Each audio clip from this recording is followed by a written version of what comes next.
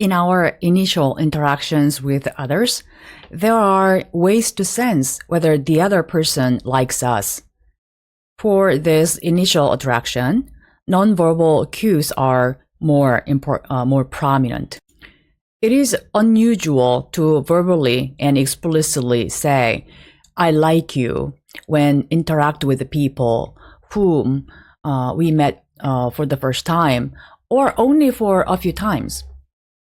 Instead, we send nonverbal signals hinting, "I like you." For some of the nonverbal liking cues are shown in this slide. For people whom we have good feelings, favorable impressions for, feel friendly toward, in Korean expression, 호감을 갖다, we make more eye contact with them. Also, when we see people whom we like, we tend to have a smile on our face. Also, instead of slouching back in a chair, we tend to have straight body posture and focus our body toward that person. Also, we tend to move closer to that person, for example, by positioning ourselves near that person. So, if you see another person exhibiting some or all of these nonverbal cues, you can guess that that person likes you. On the other hand, if you do not like a certain person and you do not want that person to misunderstand your attitude about that person, refrain from exhibiting these cues. Try not to show these cues. That is, avoid eye contact, do not smile, lean away from that person, slouching back, and move away from that person. In our initial interaction with others, we greet them. We say, "Hi, how are you?" In Korean, sometimes we say, "식사하셨어요? 밥은 먹고 다니냐?" That is, in rough translation, "Have you eaten?" Greetings can also include a friendly salutation, your name, your affiliation information, and an offer of assistance, and so on. Krivonos and Knapp in 1975 first examined greetings seriously from a scholarly point of view. Before their research, we are taking greetings for granted and did not pay attention, academic attention, to what greetings do for our relationships. Our greetings serve many functions. According to research findings, 3 main functions are shown in this slide. First, transition. Greetings help to change the interaction into a certain direction. The content of greetings can signal to partners in the interaction what they need to talk about after greetings. If your friend says, "Not good," when you say, "How are you?" you will probably start a conversation by saying, "What's wrong?" And that sets the tone of the conversation afterwards. Second, greetings send relational messages. When we engage in formal and highly conventional greetings, we are sending messages indicating that our relationship is formal and we are strangers. There is no intimacy. But between highly close friends, greetings are not conventional. As an extreme example, friends may even swear at each other as a greeting. Third, greetings help maintain a relationship. For people you meet regularly, even when we do not have much to converse, we at least exchange greetings. If you do not greet the other person when you see him or her on the street or in class, for example, the other person will feel weird and start wondering about the status of the relationship with you. For a person whom you cannot meet frequently, you may want to send even a text. Just say hi.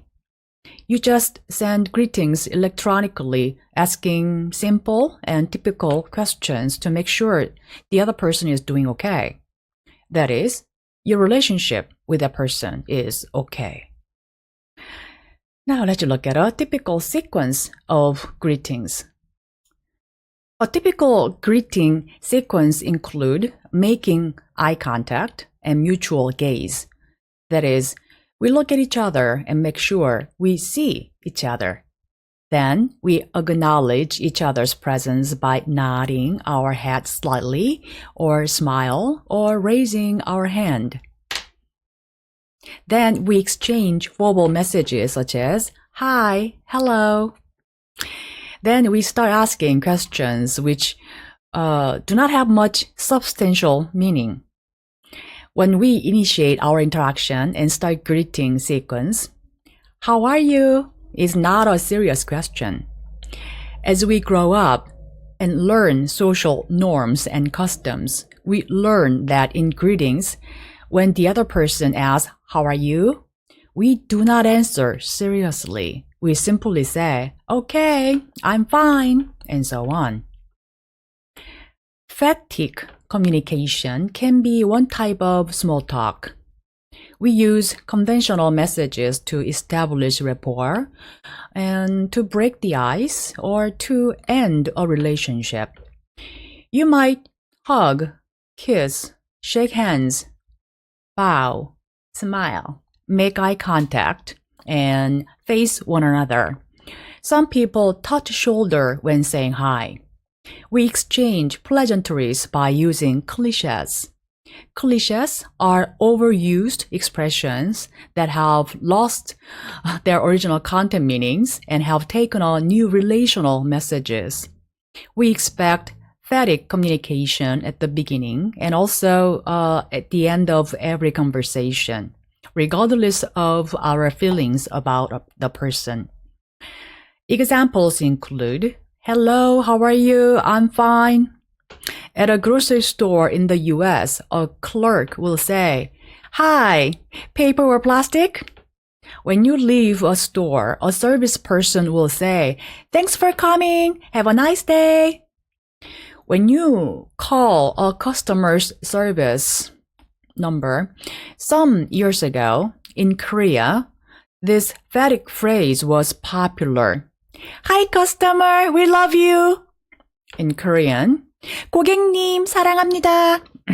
This expression was supposed to be phatic, but that started creating problems. It is weird, and some people started making fun of this expression. So this kind of expression, customer, we love you, was retired and disappeared. When you go to a bank or Subway sandwich store or certain franchise store, you will notice some differences in how they routinely greet. As an example of phatic communication when ending a conversation, sometimes Koreans say to each other, let's eat together sometimes. When foreign students and exchange students interact with a Korean student, sometimes they get confused when they hear this phatic expression, let's eat together sometime. 나중에 밥 한번 먹자. When expressed as a phatic communication phrase, let's eat together sometime, does not have much content meaning. It is just a way of ending a conversation. This slide shows a definition of small talk. In an initial interaction, a long pause, that is, silence, is not comfortable. It is often awkward. So, in order for you to make a good impression in your interaction with others, you need to develop a long list of diverse small talk topics. This content of small talk should not be deep. They need to be superficial. Weather is a common small talk topic. Sport is also common, although you gotta be a little careful when mentioning a certain team because of differences in loyalty and team rivalry. These days, COVID-19 is a common small talk topic. People exchange new updates about COVID, exchange their worries, and so on as a way to start a conversation. Small talk serves the three main functions as shown in this slide.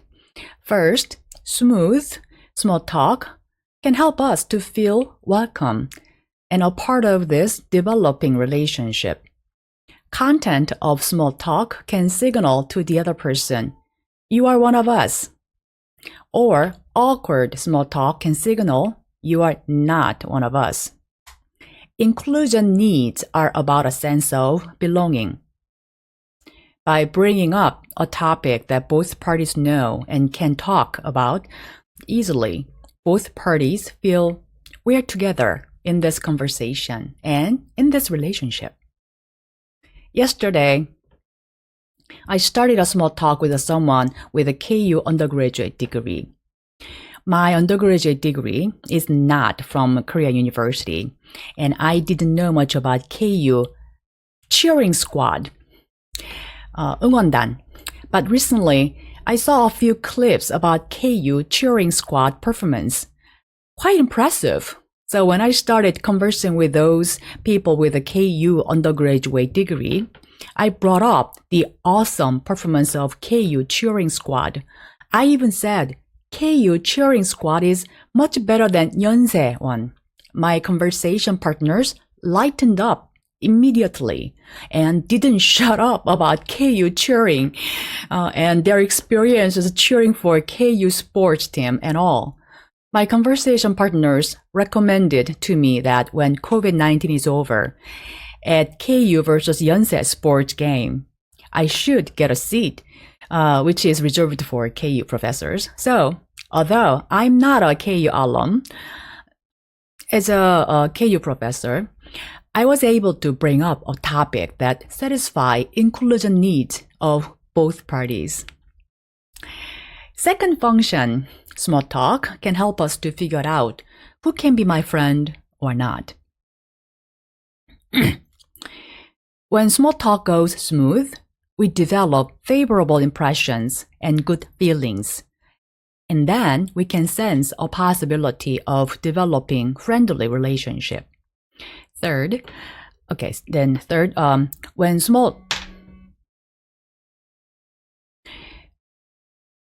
when small talking, we get to discover what interests both parties.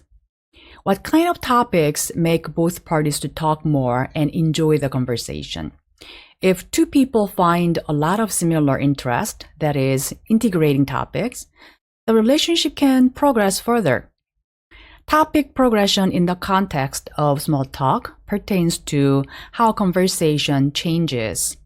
Small talk can help you to figure out whether you need to stay on only superficial levels of topics, or you can find a topic that both parties can talk deep.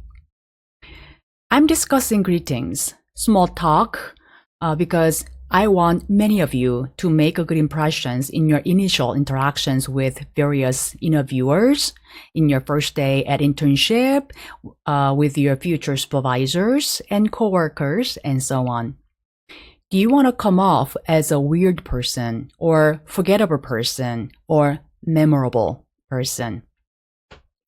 If you want to be a person whom other people notice and have favorable impressions, you need to start developing your own list of greeting expressions and small talk topics, and also practice.